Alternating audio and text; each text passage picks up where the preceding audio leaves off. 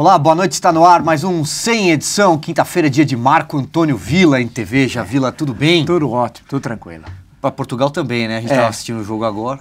Eu estou um pouco abalado, porque ontem a gente estava perdendo 2-0 contra o Grêmio, fomos lá, empatamos e tomamos um gol aos 44 do segundo tempo. Isso me abalou psicologicamente, emocionalmente hoje. Eu não sei se eu estou triste ou se eu estou contente. Contente porque o São Paulo ganhou 2-1 do Fluminense, mas o Ganso machucou e vai ficar fora do primeiro jogo da semifinal da Libertadores. Agora, aí parece que o Santos jogou contra um certo time no domingo, no Pacaembu, eu estava lá, eu não me lembro contra quem, parece que era o São Paulo, se não me engano foi 3-0, com direito ao lé, chapéu. Não acompanhei, mas vamos lá, por falar em ontem, Villa, o ministro Dias Toffoli do Supremo Tribunal Federal mandou soltar o petista Paulo Bernardo, ex-ministro, que foi preso na Operação Custo Brasil, desviava dinheiro do crédito consignado de funcionários públicos, Villa. Olha, eu já vi tantas que já fizeram, mas eu até disse outro dia que eu realmente, foi minha sombra. Eu falei, pô, eu roubar, porque isso é uma espécie de ética na corrupção. Quando se desvia dinheiro da Transpetro, é um navio, é difícil. Você vê um navio, é um navio. Né, roubaram um navio e tal, mas é roubar dinheiro de aposentado, quer dizer, é inacreditável o que o PT faz tal, e infelizmente continua fazendo, e a gente não sabe até quando, bem, esperamos que seja só até dia 22 de agosto tal. Agora, o caso que, antes de entrar no Paulo Bernardo, a figura do Dias Toffoli, que você falou, faz parte do ministro do STF, o Dias Toffoli é um caso inacreditável, né? Como é possível? Vamos só recordar a figura do Dias Toffoli. Caramba, o Dias Toffoli era advogado do PT, trabalhou... Nessa época ele era José Dias Toffoli. José Dias Toffoli. Depois que ele vestiu a toga, ele passou a ser só Dias Toffoli e tal. Aí ele foi advogado do PT, foi subordinado ao José Dirceu na Casa Civil entre 2003 e 2005. Antes, na década de 90, prestou 2 vezes aqui em São Paulo concurso para juiz e foi reprovado. Não tinha inscrito, só tinha bacharelado em Direito, não tinha mestrado, doutorado, não tinha livro publicado, não era conhecido assim no meio jurídico como alguém de notório saber, né? E não tinha se destacado em nenhuma causa. Em suma, ele não tinha nenhuma qualidade, nenhuma qualidade, nada. E ele acabou chegando ao ápice da carreira, que é a nomeação para a Suprema Corte Brasileira, para o Supremo Tribunal Federal, feita pelo Lula. Quando ele é indicado, causou uma sombra, eu fiquei um pouco também assustado, falei, pô, mas isso é demais. Imaginei que na sabatina no Senado, porque eu sempre imagino que os senadores vão cumprir sua atribuição constitucional, porém, ele passou facilmente pela sabatina, foi tudo naquele clima de hábito das sabatinas de ministro do Supremo, que ninguém sabatina ninguém, é uma farsa. Inclusive essa é uma questão que nós teremos de discutir no futuro do Brasil, que esse método de indicação não serve mais. Vide que o Dias Toffoli foi aprovado facilmente, hoje ele tem 48 anos, ele pode ficar até os 75, com a mudança da lei.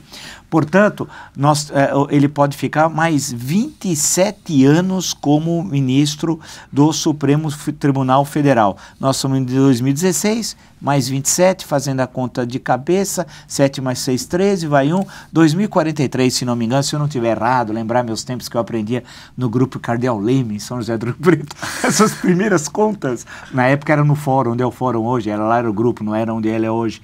A questão que se coloca é que essa forma de indicação é equivocada, né, teria de ter mandato, né, como tem na Alemanha, pode ser 9, 10 anos, com isso se permite a renovação do Supremo, impede que se petrifique um Supremo numa conjuntura política radicalmente distinta, como teremos, por exemplo, a partir de agosto, e lembrar que esse senhor, o Dias Toffoli, portanto, pode ficar cerca de 3 décadas como ministro, se assim o desejar. E mais do que isso, né, ele não tem condições éticas, morais para ser ministro do Supremo. E por quê? Só mais um exemplo. Ele não se sentiu impedido, por exemplo, no processo no Mensalão, de julgar o seu ex-chefe, José Dirceu, né? Ele teria de se sentir impedido, ou seja, falar, não, eu não posso participar desse julgamento, tem personagem, tem pessoas da antiga direção, tem um ex-chefe meu, tal. O Roberto Gurgel, à época, Procurador-Geral da República, insinuou, o julgamento começou em agosto, no início de agosto de 2012, que faria uma solicitação de impedimento. Eu lembro que o ministro Marco Aurélio tinha dito, dias antes, que esperava que Dias Toffoli dissesse: eu estou impedido. E por que isso? Porque Marco Aurélio se disse impedido quando teve os processos referentes ao ex-presidente Fernando Collor no Supremo Tribunal Federal, assim como o ministro Francisco Rezec, que tinha sido ministro das Relações Exteriores do governo Fernando Collor. Agiram, portanto, corretamente.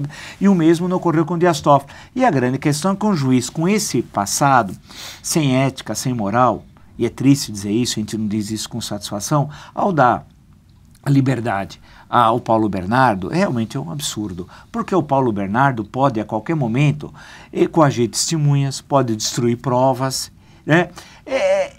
E pode fazer o que ele bem desejar, continuar suas atuações criminosas, porque o curioso é que sempre o crime ronda as mesmas pessoas e o mesmo partido, né? O número de vezes que a sede do PT foi cercada pela polícia não é fácil, isso já aconteceu reiteradas vezes, e a libertação do Paulo Bernardo é um tapa na cara dos cidadãos de bem. Eu vejo pela reação das pessoas que eu converso, que falam comigo, que escrevem, elas estão indignadas, e eu também sou indignado com toda razão. Quer dizer, ele sai, o processo vai se desenvolver sempre naquela lentidão tradicional, ele pode sim, volto a dizer, destruir provas, construir álibis, inventar provas, fazer o que for. Portanto, ele está violando o que a lei determina. Ele era para continuar preso tal. E isso realmente causa assombro em todos nós. E, infelizmente, é assim que funciona a justiça no Brasil. Então, dá a impressão que é uma justiça para políticos e uma justiça para o conjunto dos cidadãos. Mesmo no processo do mensalão. Nunca é demais ressaltar que o núcleo publicitário foi severamente punido na ação penal 470, basta ver que o chefe do que a Procuradoria-Geral da República considerava o núcleo publicitário, Marcos Valério, ficou com 37 anos, o núcleo financeiro, cujo, segundo a intervenção da PGR, seria a Cátia Rabelo, pegou 16 anos, do Banco Rural, enquanto isso o núcleo político pegou penas muito leves, super brandas, refizeram o julgamento, inclusive, para depois anular a condenação de formação de quadrilha, de Zé Dirceu, para deixar ele no regime semiaberto. E olha, absurdo, ele continuou cometendo crimes, como é sabido, tendo em vista que chegou a ser condenado já na Operação Lava Jato, né? Pois é, agora tem um aspecto político aí também, né, Vila? Sim. Porque o Paulo Bernardo é marido da Gleisi. Sim. Senadora Gleisi Hoffmann, que integra a comissão do impeachment. Do impeachment, não. E o constrangimento da Gleisi defendendo a presidente afastada e com o marido nessa situação. E fez uma representação, uma coisa que causou indignação. No momento da prisão do marido, ela foi ao plenário, indignada, discursou, né? Foi à tribuna, discursou e tal. E recebeu a solidariedade. Ela disse que a prisão do Paulo Bernardo era um exemplo da tortura da era moderna. Tortura da era moderna. É tudo. Agora eles estão achando que tudo é tortura. Tortura é isso. O cumprimento da lei, da Constituição. Ou tortura foi o roubo que o marido dela fez, o ladrão chamado Paulo Bernardo. O que é tortura, né? É roubar dinheiro de aposentado, isso não é tortura? Quer dizer, é uma coisa criminosa, eles são criminosos. O que me causa, assim, asco, desculpe usar essa expressão, é que a gente não aguenta mais, vai chegar uma hora que a gente vai explodir. Porque ela fez aquele discurso primeiro no Senado, recebeu a solidariedade dos senadores e a posteriori, quando ela chorou tal, fez toda aquela cena, na tribuna, ela foi ensaiada, ela não se maquiou naquele dia. Veja, ela usou um cabelo puxado para trás, com coque, roupa escura, era pura representação, era mentira. Ela mentia na expressão facial, como ela se vestiu, ela mentiu na fala principalmente. Foi uma vergonha. E o duro é que o Senado assiste tudo isso. Você não tem um senador que se levanta e fala: não, houve o cumprimento da lei, não, violou a Constituição, nada disso. E ela, na comissão do impeachment, que você destacou, ela chegou lá, ainda agrediu várias vezes, nessa semana, e não só, mas nessa, outra vez, a professora Janaína Pascoal, né, mandando calar a boca. Você imagina? Eles acham que eles estão acima dos mortais, eles acham que podem fazer tudo. Eles podem assaltar, roubar, destruir o país e mandar os outros a calar a boca. Quer dizer, é o patrimonialismo elevado ao cubo, que nem nos Donos do Poder do Raimundo Faoro, por exemplo, há exemplos como essa senhora Gleisi Hoff e como o conjunto dos petistas. Pô, mas a gente aguarda, eu acho que agora vale a pena sempre destacar, o Antônio Anastasia cometeu um erro gravíssimo como relator da comissão, eram 16 testemunhas, até 16 testemunhas de defesa, ele aceitou 40, isso ampliou por quase uma semana a mais, ou uma semana, os trabalhos da comissão. Poderia ter sido resolvido isso na primeira quinzena de agosto, não será resolvido na primeira quinzena, vai ser resolvido se tudo correr bem entre o dia 20 e 22 de agosto. Com isso, estende Pois é, já estamos entrando aqui no segundo assunto do nosso programa, que é justamente esse. Sim. Os prazos. Os prazos. Não te parece dilatado demais? Demais. Bom, a gente pensar que, porque o Renan disse, olha, cerca do dia 20, dia 20 é sábado, 20 de agosto. Sim. Então vamos imaginar ali para 23, que deve ser uma terça, quarta-feira. Não te parece longe? Longe, longo, muito longo, muito longo. Muito longe. É um processo que poderia ter sido feito mais rápido. Por quê? De um lado, porque a comissão tem 21 membros. A votação vai ser 15-5, porque o presidente não vai votar. Isso nós sabemos antes dela começar e vamos saber no dia da votação, vai ser isso. Aí, diz o rito, que tendia o relatório ao plenário por maioria simples, esse é aprovado inicialmente. Aí vai ter mais 2 sessões, defesa, acusação, 4, aí finalmente, aí sim, pelo quórum de 2/3, ou seja, 54, é que vai se julgar a presidente e ela, caso seja a condenada, ela fica inabilitada também para o exercício de funções públicas por 8 anos tal. Esse é o rito mal feito, é um rito que está errado, não custa sempre relembrar, porque ninguém fala isso, então a gente tem de ficar repetindo aqui, é um rito equivocado, que viola inclusive a Lei 1079, não segue em toto a Lei 1079, mas a grande questão, o nó da questão, e que envolve o atual julgamento e essa extensão abusiva, por erro da Antônio Anastasia, pelo um comando muito frágil do Raimundo Lira, basta ver incidentes, a Gleisi fica interrompendo todas as reuniões porque o presidente não tem firmeza para conduzir a reunião e acha melhor deixar eles falarem, porque como resultado já se sabe, mas com isso desmoraliza o Senado e a comissão e mais ainda, o intuito da Gleisi, Lindenberg, Graziotin fazer tudo aquilo é desmoralizar a democracia, porque a essência da questão é que o PT, e isso é uma coisa que nós vamos ter de analisar e o futuro dirá, os 13 anos e 5 meses do projeto criminoso de poder desmoralizou a democracia. E ao desmoralizar a democracia, incentivou extremismos à direita e à esquerda, né? E isso é uma coisa estrutural de toda essa história que muitas vezes a gente fica na superfície dos acontecimentos, mas que é essencial. E a comissão do impeachment tem reforçado, infelizmente, esse comportamento. Agora, a questão central é que a Constituição de 1988, promulgada a 5 de outubro, ela, até hoje, não há uma lei que regulamenta o impeachment. E isso é muito importante. Eu não entendo como um senador ou um deputado federal não tem encaminhado, e não só encaminhado, protocolado, precisa construir esse projeto junto aos deputados e senadores, uma lei do impeachment adequada à Constituição de 1988. E por quê? Vamos destacar novamente, a Lei 1079, de abril de 1950, ela é para regulamentar o impeachment na Constituição de 46. De lá para cá, nós tivemos a Constituição de 67, a Emenda Constitucional número 1 de 69 e a Constituição que está em vigência, a Constituição de 1988. Considera-se que parte da lei foi recebida pela Constituição de 88. Mas outras questões da lei não foram. Portanto, não há uma lei de impeachment para a Constituição de 1988. E isso é indispensável, tendo em vista que em cerca de 28 anos dessa Constituição, nós já tivemos 2 impeachments. Portanto, mostra que mais que necessário termos uma lei do impeachment. E aí poderia, por exemplo, a OAB... Puxa vida, por que a OAB não sugeriu, não criou uma comissão e fez uma lei, pega a Lei 1079, né? Nós tivemos a primeira lei do impeachment, para puxar um pouco o fio, foi na Constituição de 1891. Em 1892, você já teve uma lei do impeachment tal, que adequada à Constituição de 1891. Quer dizer, faz um breve histórico, produz uma lei ágil para uma situação como essa, porque a grande questão, e aí eu termino esse ponto, mas eu me lembrei do Paulo Brossard, e é interessante a gente enriquecer a discussão. O livro O Impeachment, do Paulo Brossard, foi publicado na década de 60, originalmente. Era uma tese de titulatura do professor Paulo Brossard. À época, sem mandato, 65 e tal, ele era do Partido Libertador, o Partido Libertador do Rio Grande do Sul, o Partido Raul Pila, célebre Raul Pila, parlamentarista, histórico.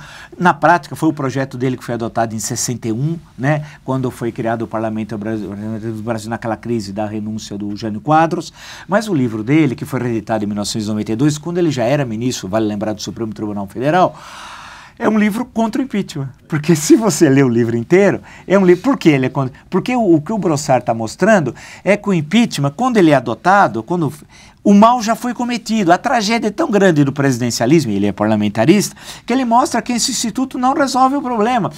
E é verdade, a Dilma destruiu o Brasil. Claro que começou a destruição com o seu criador, mas ela destrói. Então, quando vem o impeachment, a destruição já está feita. E nós temos essa destruição nos ministérios, bancos e empresas estatais, fundos de pensão, agências de regulação. Eles destruíram tudo e destruíram os valores da democracia, o que é mais grave ainda. Então, a questão que se coloca, e essa crise está demonstrando a necessidade não só de nós termos uma lei do impeachment, que serve evidentemente para as autoridades, mas e pode ser adotada também no parlamentarismo em outras circunstâncias, como em alguns países, mas é uma outra história mais longa que não dá para falar aqui. O que nós podemos discutir é se vale a pena manter esse presidencialismo. Essa é uma discussão estrutural também, ou se é melhor, como alguns proclamaram, e esse assunto saiu agora, mas estava semanas atrás, o tal presidencialismo, que seria o presidencialismo de viés francês, da Constituição de 1958, que combina presidencialismo e parlamentarismo, eleição direta de presidente, mas como chefe de Estado, mas o chefe de governo é oriundo do parlamento, da Assembleia, no nosso caso da Câmara dos Deputados, né? Esse semipresidencialismo, como chamam, e aí você dá alguma autoridade ao presidente para a política externa, Forças Armadas, por exemplo, mas a gestão do governo é o primeiro-ministro. Pode ser que, porque para nós termos em 28 anos, 2 crises como tivemos, tão graves, né? Especialmente essa última, que é muito mais grave do que a de 1992, nem se compara. Se nós não teremos de mudar, sim, por colocar o dedo na ferida, criar um outro presidencialismo com esse de viés francês que Portugal adotou, vai lembrar, na sua Constituição, na década de 70, né? E que pode ser mais adequado à nossa situação. Claro que aí é condição sine qua non ter cláusula de barreira, por exemplo, você não pode ter 25 partidos como nós temos no Congresso, na Câmara dos Deputados, tal, né? Nós temos mais registrados, como sabemos, tal. E a cláusula de barreira. Voto distrital, eu creio que vai ser muito difícil termos a curto prazo. Mas se tiver uma cláusula de barreira, que eu acho que a cláusula passa. É mais que necessário, né? Acabar com essa sopa de letrinha. Claro, e aí, Silvio, você põe uma cláusula baixa de 2, 3% dos votos nacionais, com X número de estados, tal, por arará, você derruba para cerca de 8, 9 partidos. Aí dá para falar em parlamentarismo. Por falar em França, você falou o modelo francês agora há pouco. Leio aqui, Vila, que a presidente afastada Dilma Rousseff concedeu uma entrevista à revista francesa semanal L'Express. Não falo francês, não sei se estou pronunciando certo. Pois bem, o principal destaque que a revista dá a essa entrevista, Vila, é a seguinte frase da Dilma, que a razão principal do golpe de Estado no Brasil é prevenir que o Lula se apresente à presidência. Hoje em dia, apesar de todas as tentativas de destruir a sua imagem, Lula continua entre as pessoas mais amadas. Eu posso te dizer que ele vai se apresentar na próxima eleição. São aspas da presidente afastada. O que dizer dessas frases? Ela é doida, né? Ela é doida. Agora, ela não fala, ela lê com cré, é isso. Ela dá uma entrevista, por exemplo, a Amada, ela não conhece nem as pesquisas que mostram e não conhece o dia a dia, o cotidiano, ela vive em outro mundo e tal. Na verdade, dificilmente Lula será candidato em 2018, dificilmente. Não significa que não possa sê-lo, né? Eu acho muito difícil que será candidato, porque a tendência do impeachment ser aprovado, esse é o cenário desenhado, e aí a crise, aprovado em agosto, menos de 2 meses depois, no início de outubro, das eleições municipais. A derrota do PT está se desenhando nos principais colégios eleitorais, e derrota acachapante. Aqui em São Paulo, por exemplo, que foi a grande vitória do PT em 2012, o Fernando Haddad, vulgo Jaiminho, ele não vai chegar ao segundo turno. Tem 7%. 7%. Na última pesquisa 7% de intenções de voto, 55% de ruim e péssimo e um índice de rejeição fabuloso e tal. Ou seja, dificilmente o Fernando Haddad chegará, então vai ter uma derrota. No ABC, na região, lembra do Cinturão Vermelho 2012? Tinha o Cinturão Vermelho e tal. O Cinturão Vermelho vai mudar de cor. Em São Bernardo, o Luiz Marinho, que faz uma gestão desastrosa, Luiz Marinho, um prefeito, teve um caso, até hoje nós voltamos a esse assunto na Jovem Pan, teve, há 6 meses atrás, teve um mutirão de catarata em São Bernardo do Campo. Cerca de 2 dúzias de pessoas que foram operar cataratas, que enxergavam pouco, saíram cegos. É uma coisa assim... Nossa Senhora. É uma coisa que dói tanto. Você fala assim, meu Deus, e o prefeito? Afinal, foi lá, na prefeitura. Eles saíram cegos de lá. E o inquérito mostrou que bastava os médicos terem lavado as mãos, e feita a higiene adequada dos equipamentos, né? Tudo, coisas básicas do beabá. As pessoas saíram cegas. E o que a Prefeitura de São Bernardo fez até hoje? Nada. Ele deveria visitar as famílias, no mínimo pedir desculpas, criar condições agora para essas pessoas que estão... E aí, nada. Então... Esse é um exemplo do o Museu do Trabalhador, que era um museu, era uma espécie de Museu do Lula. Eu acho que é um pouco o corpo embalsamado do Lula, ao lado do Paço Municipal. Eu conheço muito bem São Bernardo, muito melhor que o Lula, inclusive. Tá tudo abandonado. Então, Luiz Marinho vai ser um desastre. Santo André, eles vão ter muita dificuldade. E São Caetano sempre tiveram, né? Então, isso. E o resto a situação do Grana lá em Santo André também não é das melhores. Não é das melhores, né? A Grana é um bom nome para o PT. Então, aí vai passando, vai para o interior. Muitos do PT, que são candidatos à reeleição, como aqui em Osasco, né, o Lápis, foram para o PDT, saíram do partido. Então a derrota vai ser muito grande. Então a tendência é que depois de outubro, uma grande possibilidade é do PT se fracionar, ao menos criar um PT mais à esquerda, né, que não seria eles saírem de se deslocarem para o PSOL ou para a rede, e aí o Tarso Genro ensaia esse movimento lá no Rio de Janeiro, até transferir o seu domicílio eleitoral lá para o Rio de Janeiro, e não é de hoje, já sabemos isso, e de criar uma fração à esquerda do PT. E aí vai imputar culpa a alguém da derrota, porque afinal a derrota é aquela história, a derrota não vai ser órfã nessa história, vai ter o país, e aí a acusação do Lula, né? Grande parte desses derrotados foram os postes criados pelo Lula. Então, e a tendência majoritária do PT vai tomar uma pancada. Então, difícil, e o Lula hoje o Lula deve ser preso, inclusive, é muito provável. Eu até não entendo, sinceramente, eu não entendo a justiça brasileira. Eu acho que a população, né? Nós comentamos a libertação do Paulo Bernardo. Eu até hoje não sei porque o Lula não está preso. Eu sinceramente, ou Paulo sei porque ele tem poder e porque a lei não é igual para todos. Agora, no sentido jurídico, no sentido da Constituição, ele era para estar preso. As acusações que pesam, falsificação de documentos, ele coage testemunhas, pode estar destruindo provas, coloca em risco a ordem pública, né? E ele está solto, quer dizer, tudo que a lei determina era para ele estar preso, o Lula está solto. Agora, Lula, candidato em 2018, como ela diz, é uma enorme bobagem. Ela não vai ser candidata nem a síndica, né? Acabou a Dilma, porque o PT odeia a Dilma, vale lembrar, inclusive o PT do Rio Grande do Sul. Né? Politicamente, uma vez resolvido o impeachment, acabou a carreira. Ela some. O que eu acho que ela vai dar é um graças a Deus se bobear, Vila, porque ela nunca gostou de fazer política. Né? Bem, ela entendia a política como fazer arma, matar as pessoas. É bom lembrar que ela começa a sua vida política, com muitas aspas, na luta armada. Né? Para ela, e o sonho dela era transformar o Brasil numa Cuba, ou numa União Soviética ou numa China. E eu soube hoje, eu não sabia, por uma nota que saiu no Jornal do Estado de São Paulo, que ela doou para Cuba, o ano passado, não sei quantas toneladas de feijão. Eu não sabia. Tá barato o feijão? Tá barato. Ela doou tá barato. Porque era uma doação, dada a situação que Cuba vivia. Mas Cuba não era... O sonho dela de transformar o Brasil numa Cuba, doou lá um monte... É brincadeira, né?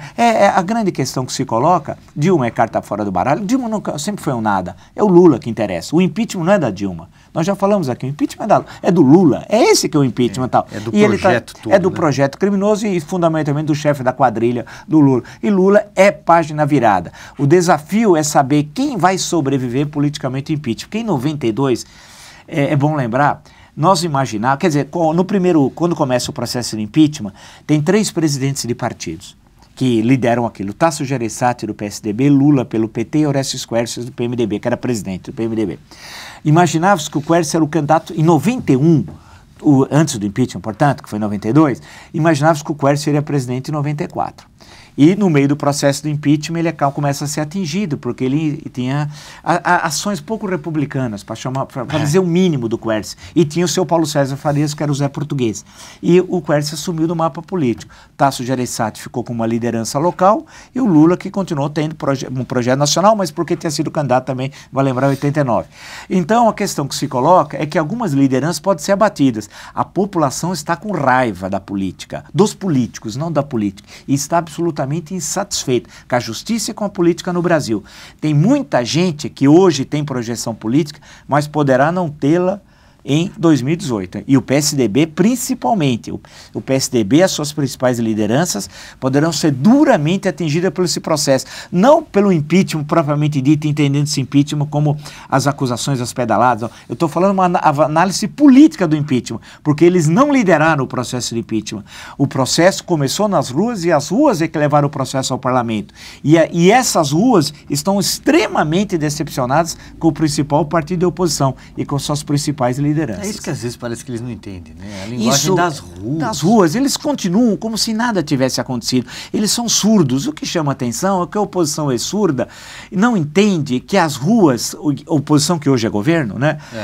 As ruas querem uma nova política. Eles não entenderam. Eles acham que ainda nós estamos naquela história das diretas já, que a população ia às ruas, ficava passiva, assistindo, aplaudia os oradores e ia embora para casa. Hoje as pessoas querem uma nova política, mas não encontram essa nova política, porque PSDB não é a nova política e Marina também não é a nova política, né? E também, qual será o papel, para concluir, do PMDB? Porque Michel Temer, tudo indica, e assim espero que ele tenha o bom senso, de fazer o que ele já disse, meio informalmente. Ele tinha dito no começo do processo que ele não seria candidato a presidente. Ele tem direito à reeleição. Ele não seria candidato à reeleição.